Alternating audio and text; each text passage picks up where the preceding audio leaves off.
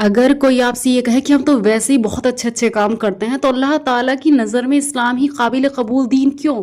تو سورہ آل عمران کی آیت نمبر 18 اور 19 کی تفسیر کا یہ حصہ آپ کو ثبوت کے ساتھ جواب دینے میں مدد کرے گا۔ طبرانی میں ہے، یہ تفسیر کا حصہ ہے کہ حضرت غالب قطار رحمۃ اللہ علیہ فرماتے ہیں، میں کوفے میں تجارتی غرض سے گیا اور حضرت عمش کے قریب ٹھہرا۔ رات کو حضرت عمش تہجد کے لیے کھڑے ہوئے، پڑھتے پڑھتے جب اس آیت تک پہنچے جو آیت نمبر 19 سورہ آل عمران کی آیت نمبر 19 کا حصہ ہے، ان الدین عند اللہ الاسلام، پڑھا تو فرمایا، جس کا ترجمہ یہ ہے، یعنی میں بھی شہادت دیتا ہوں اس کی جس کی شہادت اللہ نے دی، اور میں اس شہادت کو اللہ کے سپرد کرتا ہوں، یہ میری امانت اللہ تعالیٰ کے پاس ہے۔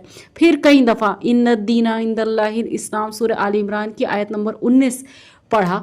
میں نے اپنے دل میں خیال کیا کہ شاید اس بارے میں کوئی حدیث سنی ہوگی۔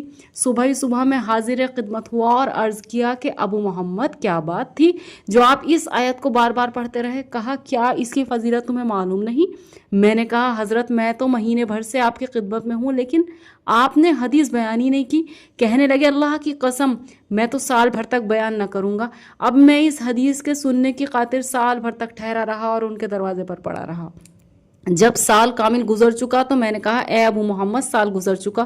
انہوں نے کہا اچھا سن، مجھ سے ابو وائل نے حدیث بیان کی، اس نے عبداللہ سے سنا، وہ فرماتے ہیں کہ رسول اللہ صلی اللہ علیہ وسلم نے فرمایا، اس کے پڑھنے والے کو قیامت کے دن لایا جائے گا اور اللہ عز و جل فرمائے گا میری اس بندے نے میرا عہد لیا ہے اور میں عہد کو پورا کرنے میں سب سے زیادہ افضل و اعلیٰ ہوں، میرے اس بندے کو جنت میں لے جاؤ۔ دین اسلام ہی کیوں؟ اس کے بارے میں اللہ تبارک و تعالیٰ فرماتا ہے وہ صرف اسلام ہی کو قبول فرماتا ہے۔